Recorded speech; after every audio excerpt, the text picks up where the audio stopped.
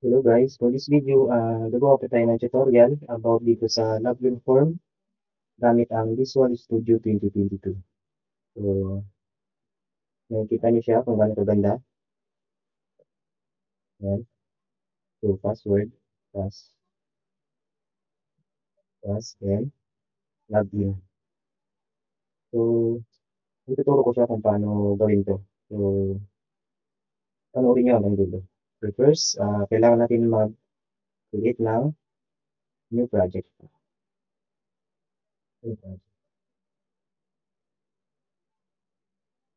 So, natin lang natin Windows, and Forms app. Ito.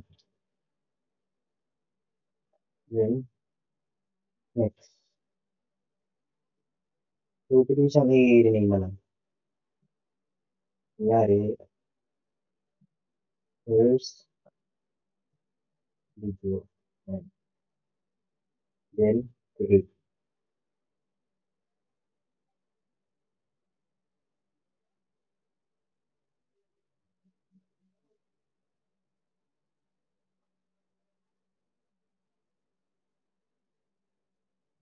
So, makikita nyo ito na pinaka-form natin. So, adjust lang natin ito ng konti.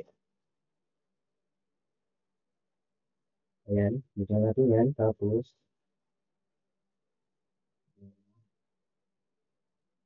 start position. Kailangan lagi siya nasa gitna. Center screen.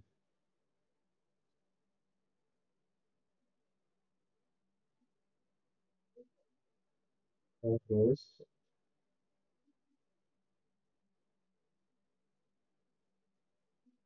form, border style. Kailangan makaman siya. Dito na. Para maganda siya tingnan. So, palitan lang natin ang kulay niya. Black color. Gawin natin siyang black.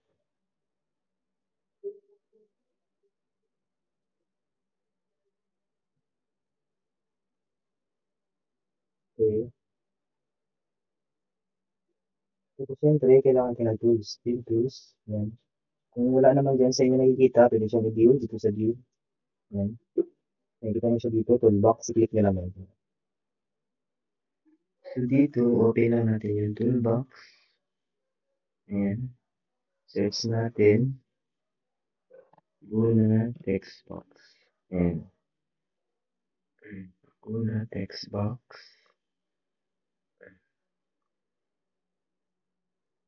Okay natin siya dito. Tapos, syempre, dito. Ayan. Kailangan natin ng picture box.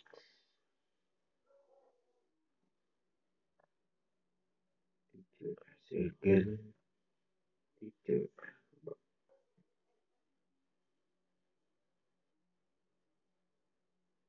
Hindi siya kasi makapy dito kasi kailangan kong i-download. Pero ito siya. Guna picture box. Ito. Circle picture box. Ayan.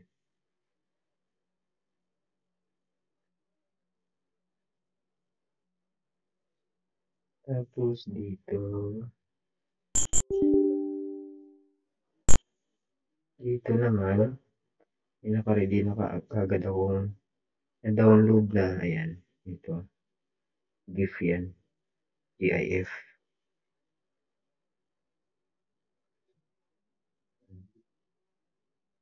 Ayan. So, open ko lang yan. Pagka-open nyo, ayan, click natin yan. Pagka-open nyo, ayan. Tapos, import nyo lang. Tapos, ay okay. Okay nyo lang. Tapos, dito, kailangan naka-straight image talaga siya. Kasi pag normal, hindi yan siya naka-straight sa gitna. So, kailangan naka-stretch image. Ayan. Okay. Tapos, copy natin to. Kailangan pa natin ng isa. Yan. Tapos, ito. Yung i-click niya. Yan. Import ulit. Tapos, kailangan may download na kagad kayo na GIF file. Ito. Open nyo lang yan. Open. Ayan. Tapos, okay. Ayan. Pareho lang din. Kailangan naka-straight image siya. So, ganyan. Gitna natin siya. Ayan. Gitna natin. Ayan. Litan pa natin ang konti. Ayan. So, try natin i-start. I-run.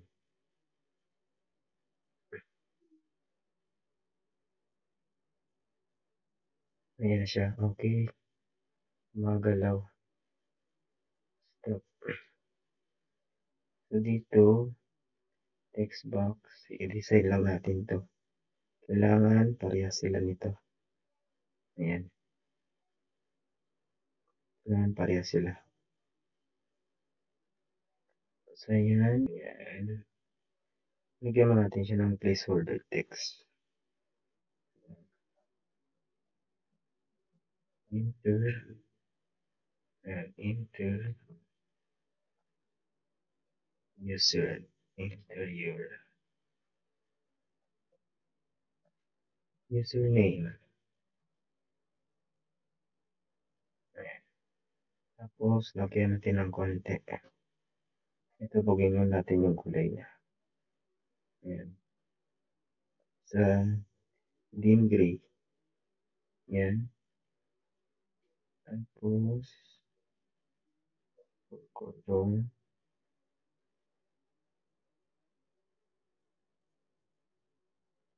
Alt. Ayan. 12 natin. Okay. Ayan. Medyo malaki na siya. Ayan. Tapos, kailangan sa style, hanapin natin yung style. Ito. Style. Pa-default siya. So, kailangan natin ilipat sa material. Kailangan ako material siya. Tapos, yung fill color. Hanapin natin yung fill color. Ito. Black, kaya black din siya. Ayan. Parehas na sila, no? Parehas na. Ayan.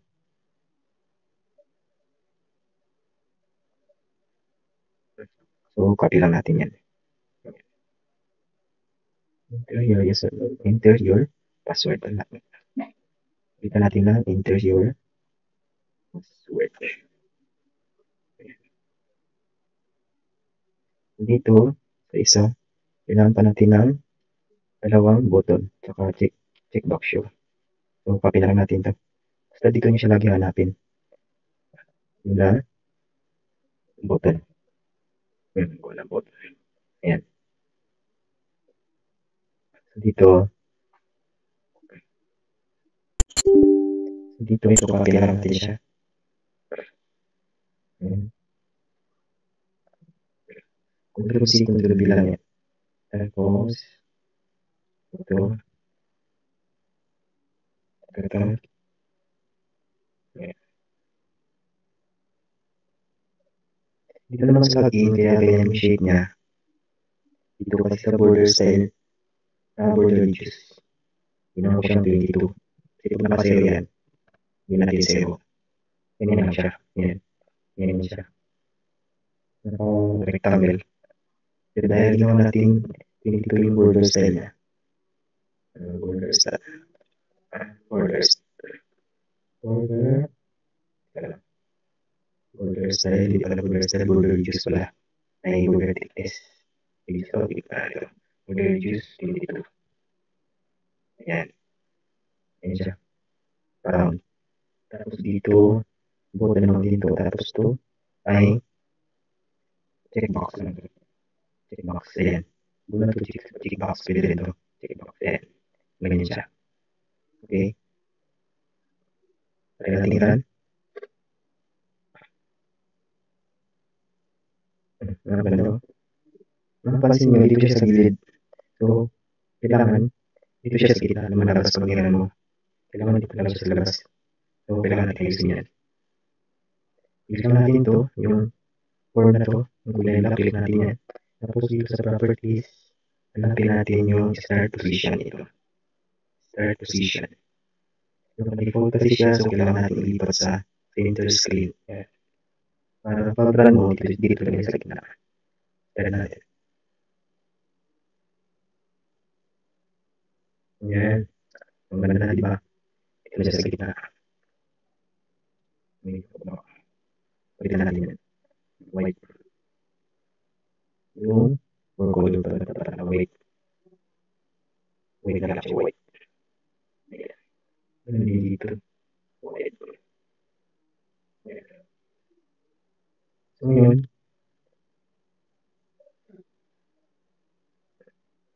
Magamit natin ito yung login. Mapunta siya sa isang dashboard ulit. Tulad nito. No? Yung isa ka natin ito yung isa. Kaya natin ito. So, ito na yung username. Username ito user. Tapos yung password. Pass yan. Login. Kailangan nyo rin siyang lumabas na ganito.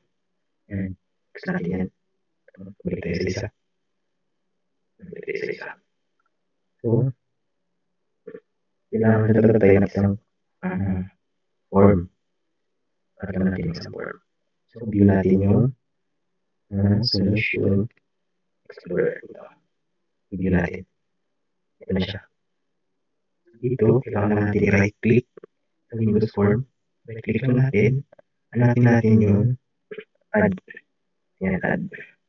Then dito, add Windows form. Yan. Tapos, sa rename, rename lang natin ang kunyari dashboard. Dashboard. Then click add. Ito na siya. Palitan lang natin ang kulay din. Kulay. Next natin ha. Yung kulay na ito muna. For border style, lagyan natin siya sa lahat. Para mabilis siya tingnan. So, tapos, yung kulay, baka color. Okay. Baka color. Ito. Indian red. Lagyan natin siya. Tools, tapos, Xbox. Xbox. Mag-delay na natin. Para medyo malaki. Tapos, sulatan natin. Sulatan natin. XX. Ito yung text. Kunyari, ano yung nakasulat doon? Follow. This one. Follow. 9. Yan. Tapos, lagyan natin yung font ko. Font is 12, tapos naka-bold. Yan. Okay na yan. Kailangan, ito, pag nag-type tayo ng username at password, pag kinilig natin yung login, kailangan nalabas to. Nalabas to. Tulad naman niya. Para lumabas yun, siyempre, kailangan natin ng code. So, dito sa interview, sa username natin, Xbox, palitan lang natin muna ng name niya. Name niya, kunyari, TXT username. TXT. Tapos dito naman din. Name. Dito natin. Password pala. TXT. Password. Tapos dito sa login. Yan. BTE login. Lalagay. BTE login. Button login. Yan. Tapos dito. Ganun din, bitin cancel. Dito, password. Ayan, hindi ko na pinalitan. Ayan yan siya. Pero kung gusto nyo palitan, pwede naman. Okay, tapos, ngayon gawa tayo ng code. Click mo natin ito yung login button, double click. Double click mo lang. If, ayan. Kunyari yung username natin pa, user, parehas naman kanina. Hindi kaya, ano na,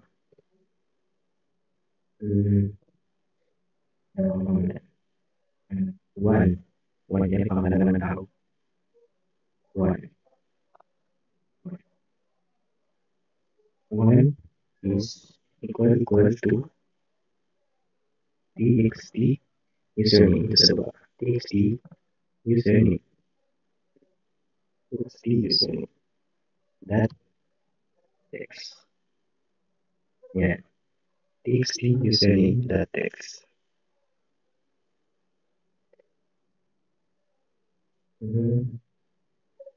And tapos, yung password natin is one tamad.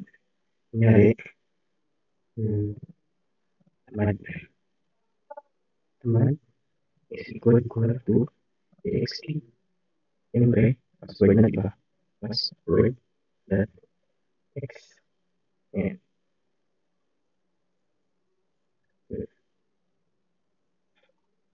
Password natin. Nagkulang tayo ng nagbakas. Dito.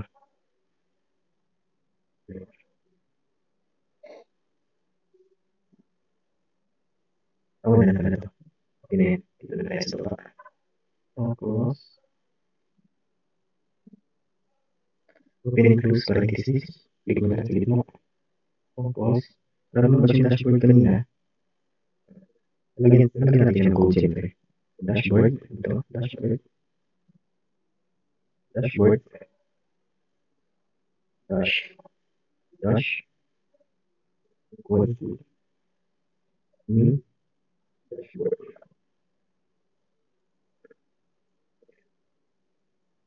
Then, dashboard is dash. So, dash. That show. Dash. That show.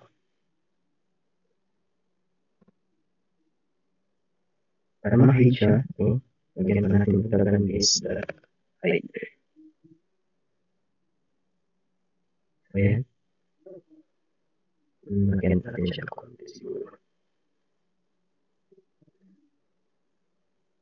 20%. Yung code natin. Try natin siyang i-start. I-run. Start natin.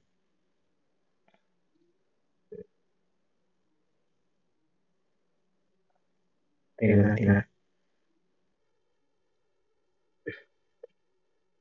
So, wala dito. Yung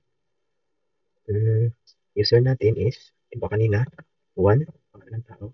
Yung password natin is tamad. So, click, login. Ayan na siya. Ayan. So, dapat ito, dapat naka-center din.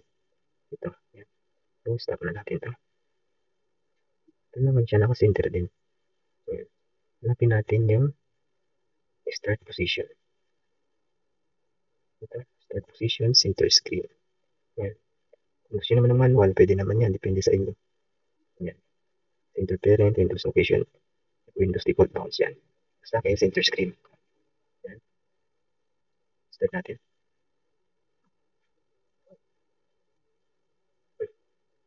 So, username, 1, then password, 1, password is, login, ayan na siya, center na. Okay. Ayan. So, may code na yung login natin. Siyempre, dapat meron din itong dalawa. Sa pagkala ng password, wait lang. Sa password kasi dapat dito, asterisk lang siya, no? Parang ito lang. So, baguhin natin. Hindi yung siya small letter talaga. Baguhin natin yan. Stop natin. Click natin itong enter your password. Tapos hanapin natin sa properties yung password char. Password.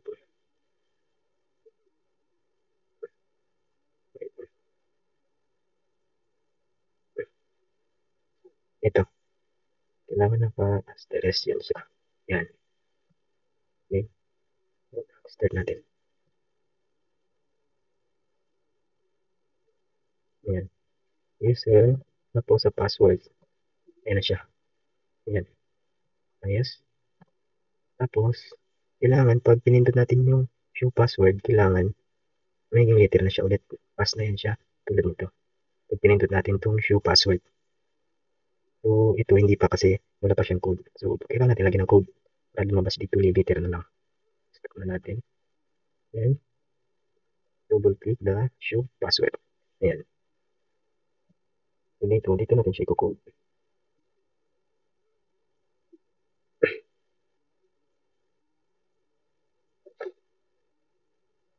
Ayan. Kung yung checkbox, so, natin pinalitan yung ano, yung pangalan niya, di ba? Ayan.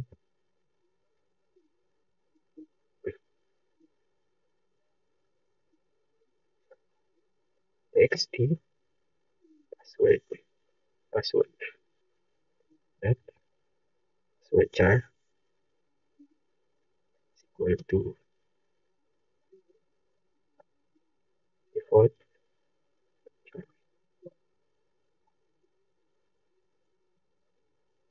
Tapos, includes parenthesis,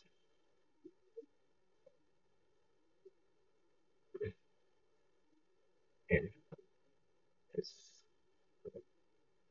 default, and default password. Natin, default password, default, default,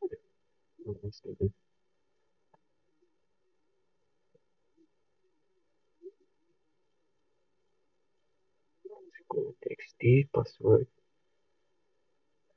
password char. Hindi kulang tayo ng code. Kulang tayo ng code. If, yan pangalan is, muna to box 1. Box 1. That check. Balik-balik kailangan naka-true. Naka-true siya. Yan, naka-true siya. Pwede plus parenthesis. Dito natin siya ipapasok sa loob. Dito.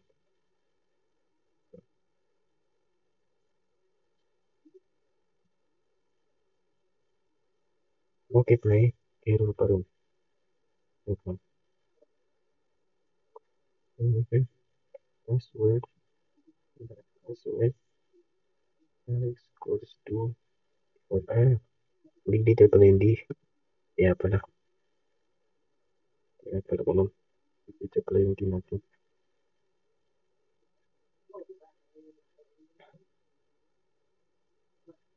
Kaya pala yung D kanina.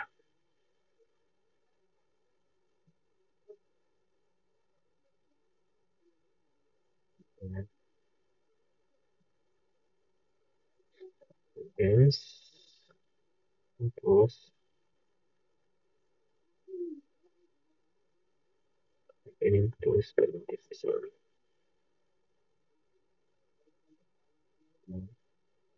XT password.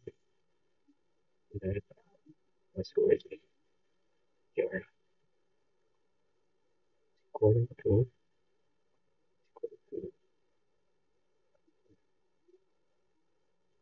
eh, yan. May error pa ba? Wala na. So, try natin kung gagana. Start.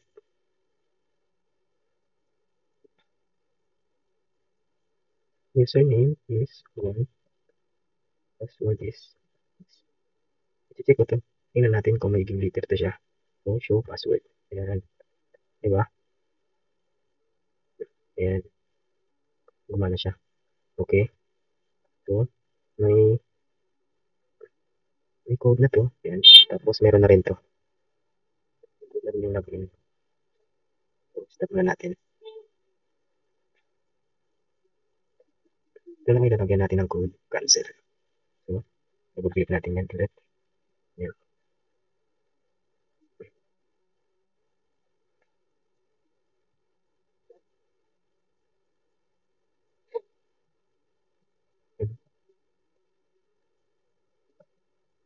Yellow is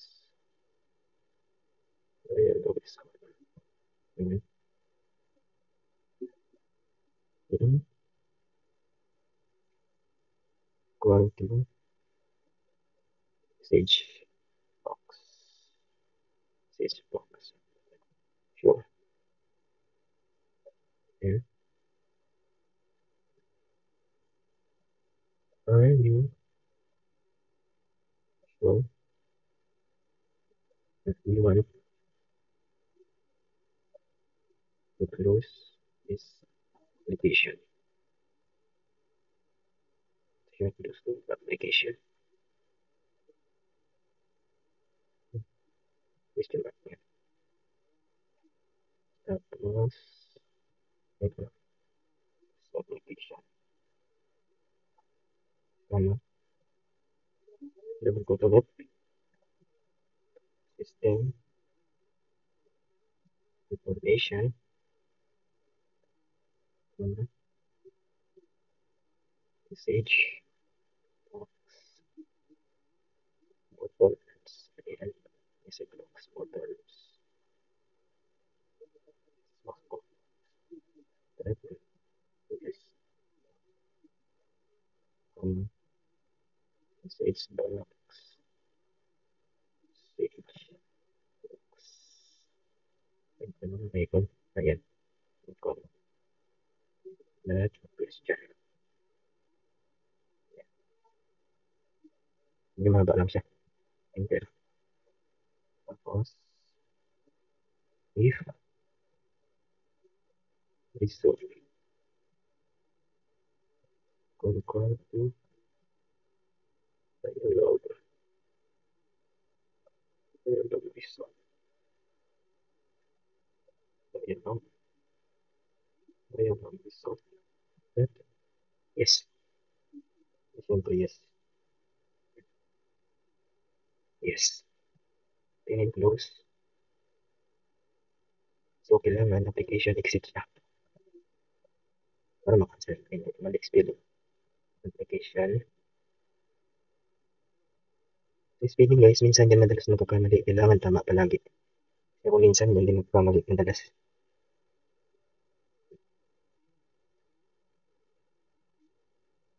Kailangan lagi niya i-check. Huwag niyo i-check. So, yan na. Okay. So, try natin start.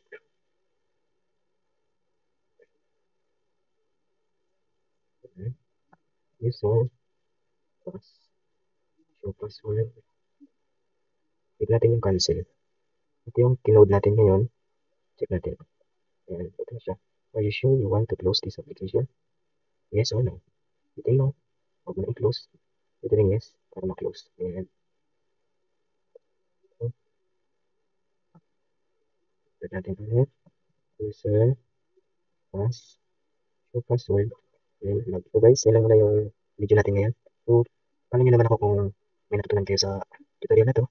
Para naman sa susunod na upload ko, ma-notify ka agad kayo. So, maraming salamat sa panonood. So guys, yan lang muna yung video natin ngayon. So, paano nyo naman ako kung may natutunan kayo sa tutorial na to? Para naman sa susunod na upload ko, ma-notify ka agad kayo. So, maraming salamat sa panonood.